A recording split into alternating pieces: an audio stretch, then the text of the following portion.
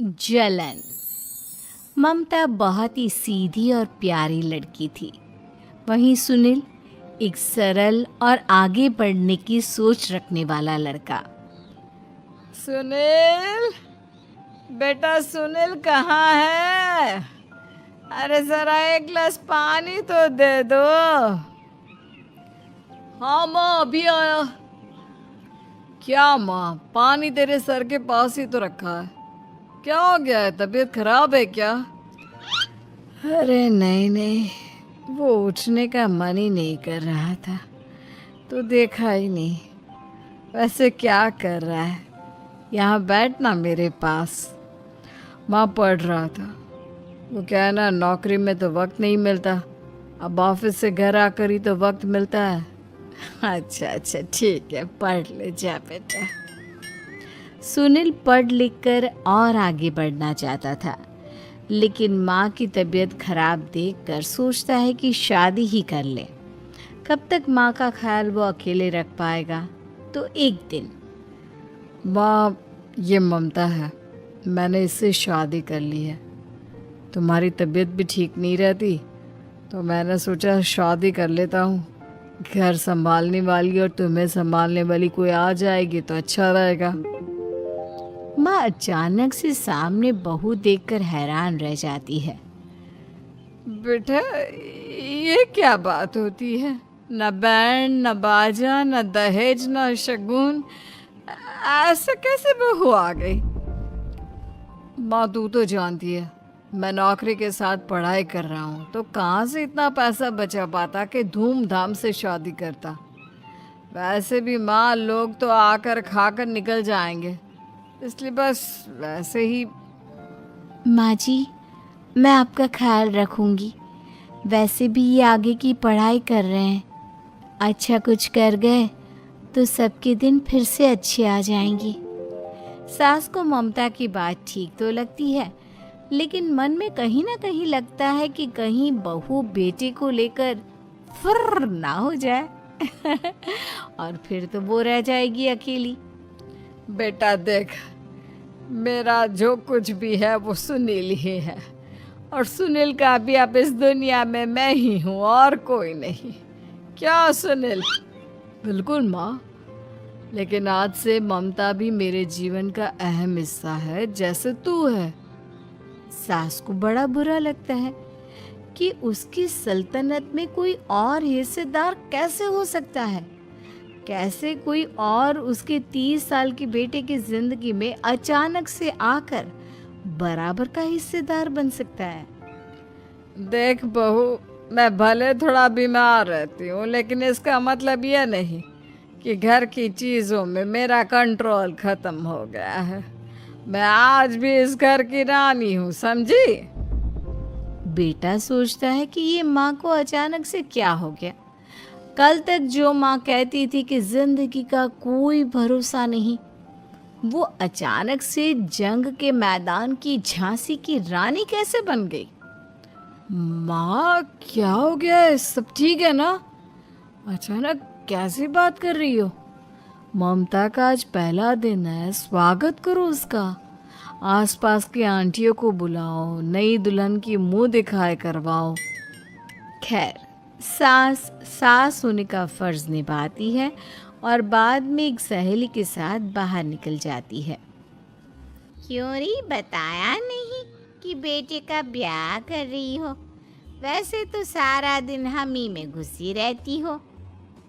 अरे मुझे भी तो अभी पता चला, यूं अचानक सर पर लेकर आ गया। कहता है बहू है माँ तुम्हारी।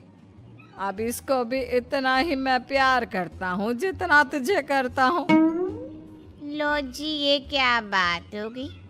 क्यों इतना प्यार करता है? अरे माँ का प्यार तो ज्यादा होता है। अब उसको तो कोई दूसरा पति मिल सकता है, लेकिन तुम ही बताओ, क्या माँ की ममता किसी और की हो सकती है? ना जी ना, बेटे को समझाओ ये बात। अरे क्या समझाऊं, मुझे तो खुद ही समझ में नहीं आ रहा कि क्या हो रहा है। जो बेटा कल तक माँ माँ करता था, अचानक से बीवी बीवी का राग आलाप रहा है। देखा उसकी बीवी ना सुंदर और जवान है। सुंदरता के आगे तो एक से एक नहीं टिके, तो तेरा बेटा किस खेत की मूली है। सास को भी समझ में आ जाता है कि बहू की सुंदरता के आगे माँ का प्यार किसी काम का नहीं। उधर बीवी, ए जी, अम्मा जी सहेलियों को छोड़ने गई थी, अभी तक आई नहीं, हम देख आए क्या। अरे रहने दो ना, आ जाएंगी, कहाँ जाएगी, उनकी आदत है। एक बार जाती है तो पूरी पंचायत खत्म करके ही आती है। अच्छा ही है, खाना वाना खा कर गई होगी। छोड़ो ना, घूमेगी तो खाना पचेगा, नहीं तो ऐसे ही खाट पकड़ लेगी। बहू भी शांत हो जाती है। उधर सास सोचती है कि आज थोड़ा देर से ही घर जाती हूँ, जब बेटा परेशान होकर ढूंढेगा तब मजा आएगा। बीवी को खुद ही पता चल जाएगा कि माँ के आगे उसकी दाल नहीं गलेगी। लेकिन वहीं दूसरी ओर घर पर, ए जी, माँ जी अभी भी नहीं आई, हमको तो घबराहट हो रही है कि क्या करें, जाकर पता करें किसी के घर। अच्छा, कहाँ जाओगी ये भी बता दो। पहला दिन है तुम्हारा इस घर में और एक ही दिन में मोहल्ला छानोगी क्या। हाँ, तो आप भी तो नहीं जा रहे हैं ना, हमको फिक्र हो रही है। अरे यार, ये रोज का है अम्मा का, खाओ और सो जाओ। बस फिर क्या था। बेटा बहू खाना खाते हैं और कमरे में सोने चले जाते हैं।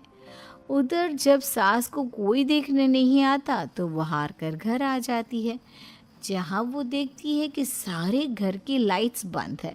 सास को गुस्सा आता है। बहू, ममता बहू कहाँ हो। लेकिन सारे दिन की थकी बहू को ऐसी नींद आती है जैसे किसी ने भांग की गोली खिला दी हो। वो तो नहीं उठती। उठकर आ जाता है बेटा। अरे क्या बात है अम्मा, काहे चिल्ला रही हो। अरे सो जाओ ना, सुबह की थकी है बहू, वो सो रही है। जोर से बोलोगी तो नींद खुल जाएगी उसकी। माँ को गुस्सा आ जाता है। फिलहाल तो सो जाती है, लेकिन मन ही मन ढेर सारा जहर बहू के लिए भरा होता है। सुबह बहू चाय बना रही होती है कि सास धीरे से गैस तेज कर देती है, जिससे चाय का बर्तन जल जाता है। और जैसे ही बहू चाय का बर्तन उठाती है, उसका हाथ जल जाता है। मेरा हाथ जल गया। वो जोर जोर से चिल्लाकर इधर उधर भागती है कि सास थोड़ी देर में उसके हाथ में पानी डाल देती है। हाय रे बहू, क्या कर रही हो, पहली बार रसोई छुई हो क्या। सासू माँ, गलती से गैस तेज रह गई थी और बर्तन जल गया, जिससे मेरा हाथ जल गया। हाय रे, कितना गंदा दाग, छी छी छी छी, मुझे तो उल्टी आ रही है तेरा गला हुआ मांस देखकर। तू ना मुझे अभी साथ से खाना मत लगाना। बहू भी खुद का हाथ देखती है तो उसे भी रोना आ जाता है। कुछ दिनों के बाद सास की सहेली आती है, बहू चाय बनाकर लाती है। उसके जाने के बाद सहेली कहती है, बहू की सुंदरता ऐसी है कि कोई भी दीवाना हो जाए। वैसे तेरे बेटे का क्या हाल है। अरे वैसा ही है, बहू के पीछे लट्टू। क्या करूं, कुछ समझ में नहीं आ रहा। मैंने तो बहू के चेहरे पर दिवाली के पटाखे की चक्री फेंक दी, उसका पूरा चेहरा जल गया। अब देखो ना रही सुंदरता, और ना ही अब मेरा बेटा उसे पूछता है। अरे अब तो वो उसे छोड़कर दूसरी भी देखने को बोल गया है मुझे। बहू सारी बात सुन रही होती है। आंटी, एक बात बताइए, क्या भरोसा है कि दूसरी सही आए और आपके अनुसार रहे। देखिए आंटी, मेरी सासू माँ को गलत बात सिखाने की ज़रूरत नहीं है। हमारा परिवार साथ में खुशी से रह रहा है। देख बहू, मेरी सहेली की बेइज्जती ना कर, वही अच्छा रहेगा तेरे लिए, समझी? बहू नहीं मानती है। वो बार बार उनकी सहेली को घर से निकल जाने को कहती है। तभी सास की सहेली पास के चूल्हे से लकड़ी लाकर बहू के चेहरे पर लगा देती है।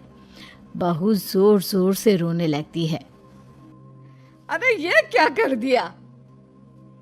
मैंने कहाँ किया, ये तो तूने किया। तू ही नहीं चाहती थी कि बहू बेटे के साथ रहे, भला मैं क्यों करूँगी? मैं तो चली, निपटो अब। बहू रो रही होती है, दर्द से चिल्ला रही होती है, लेकिन सास उसे डॉक्टर के पास नहीं ले जाती। तभी पति आता है। क्या हो गया ममता? ये दाग कैसे लगा? तुम कैसे जली? ममता कुछ नहीं कहती, बस दर्द से करा रही होती है। पति माँ की तरफ देखता है। हो ना हो माँ, ये पक्का आपका काम है। आप ही ममता से जला करती थी ना। देखना माँ, अब पुलिस आएगी, केस बनेगा, लेकिन पहले मैं ममता को अस्पताल लेकर जा रहा हूँ। सभी अस्पताल जाते हैं, जहाँ डॉक्टर ममता की सास से कहते हैं, आपने तो नहीं जलाया ना बहू को? अब ममता की सास के तो पसीने छूट रहे होते हैं। वो घबरा कर कहती है, ना ना डॉक्टर साहब, कैसी बात करते हैं? हम क्यों जलाएंगे अपनी बहू को? डॉक्टर ममता के पति से पूछते हैं। देखिए, क्योंकि ये ससुराल में जली है तो मामला पुलिस का बनता है, तो आप पहले पुलिस को बुलाइए, तभी इलाज पूरा होगा। सास डर जाती है कि अब तो बच्ची जिंदगी जेल में ही रहना होगा। रहने दीजिए ना,